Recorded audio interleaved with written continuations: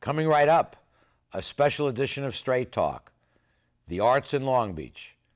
Our guest tonight, Craig Watson, Executive Director of the Arts Council for Long Beach, Joan Van Houten, Executive Director of the Long Beach Playhouse, and Ron Nelson, Executive Director of the Long Beach Museum of Art. All of them here on Straight Talk tonight. Opinions expressed in the following program do not necessarily reflect the views of Charter Communications nor its sponsors. We recognize our obligation to present opposing points of view by responsible spokespersons. For information, please contact the director of program.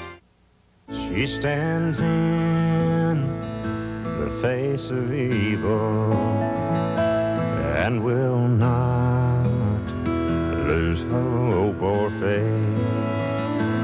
America, the land of freedom, is still the home of the brave.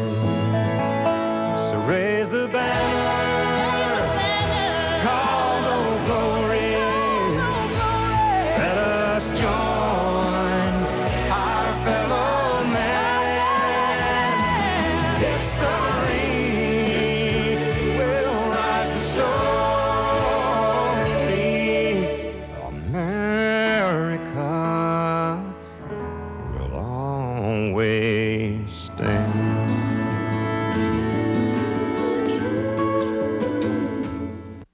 Straight Talk is brought to you in part by Southern California Edison.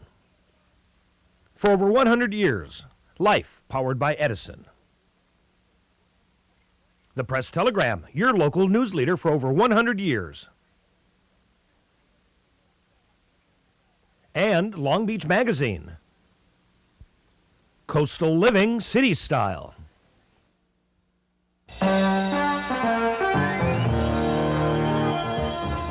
Join us for tonight's edition of Straight Talk.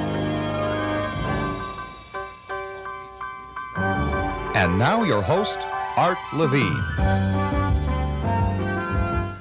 Good evening and welcome to Straight Talk. We have a wonderful show for you tonight focused on the arts. Our first guest is our friend Craig Watson, Executive Director of the Arts Council for Long Beach. Craig, welcome back to Straight Talk. Always great to be here. It's particularly fitting. This is actually our last taping in the studio here at Charter Communications. And of course, Craig was a vice president of Charter for many years, and many happy memories of this studio. Absolutely. We did some great work here together. Well, Craig, you're currently the Executive Director of the Arts Council for Long Beach, the umbrella organization, and give us a sense of where the arts are today. Well, these are tough times, and of course, they're tough times for all the nonprofit sector due to the state of our economy. And California is in such a state, and that ripples right down to cities. And we're the official arts agency for the city of Long Beach. You're the successor to the Public Corporation of the Arts. Correct, Yeah. correct. And as the city agency, we help the city in terms of its investment in the arts. And so each year, the city puts aside some money out of its budget to invest in the arts. But of course, this last budget cycle in particular was such a strain that the city had to do some dramatic cutting, and the arts were But you get a couple of $200,000 from the city, and rather than the council deciding who should get the money, they delegate that to the Arts Council.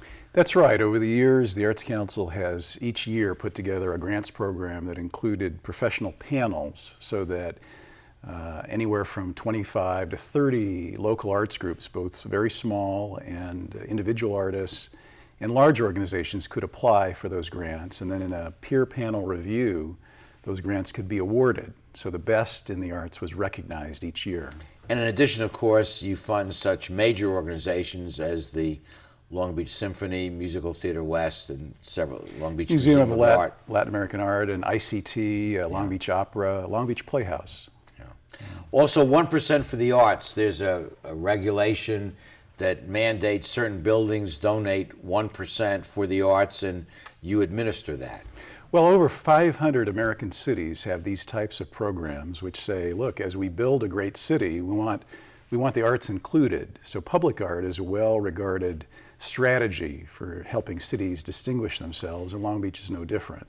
Our program focuses on just the redevelopment area, so about 45% of the city has this requirement. So certain private projects of a certain size are required to set aside or put 1% of the total construction cost towards some on-site art or other art activities. And you also always forward and promote arts education, and that's part of your portfolio. Historically, we've had art programs in the schools, and of course, arts education we think is vital to our young people, and yet are consistently under pressure within our public schools. So we administer 2 or 3 different programs there. And finally, the global program that is the successor to the Smithsonian Week in October, where you promote the arts for an entire month. Well, that's right. We've taken the October is Arts Month, which is a national program, and sort of reinvented it, imagining what it should look like in Long Beach, the most diverse city in America. Yeah. And so using that global theme, it's really a celebration all month long of all the diversity. It always impressed me, as you mentioned Long Beach being diverse, which it is the most diverse city in America according to the RAND Corporation, that the arts is a particularly appropriate communication mechanism of that diversity. No question. Think about the recent designation of Sofaline Chiam-Shapiro as a National Heritage Fellow. She oversees the Khmer Arts Academy, a world-class commitment to preserving traditional Cambodian dance. Yeah. Yeah, she embodies, I think, some of the diversity and the quality that we have here in Long Beach.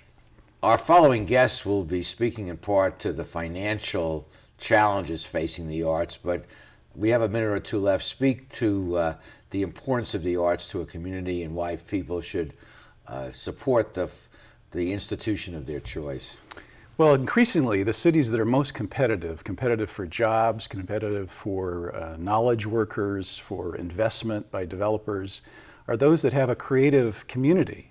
And that's what makes a community attractive to people to locate and spend their time, spend their money. And so an investment in the arts is every bit much as real as investment in infrastructure, investment in what makes a city livable. So we know that recently the Otis College of Art and Design did an economic study, and they found that 1 in 6 jobs in Southern California is in some way tied to the creative industries of Southern California. It's a $1 billion revenue stream that includes certainly the Hollywood creative community, the design community, the fashion industry. These are all industries that rely on arts. So good art is also good business. No question. Well, Craig, thank you so much for, again, joining us and for your continued work. I'm so glad you remain part of the city of Long Beach. Delighted to be here. Okay, coming right up, you won't want to miss our segment with Joan Van Houten, who's been involved with the arts for virtually her entire professional career, and will give us an update on the Long Beach Playhouse celebrating its 80th anniversary. We'll be right back.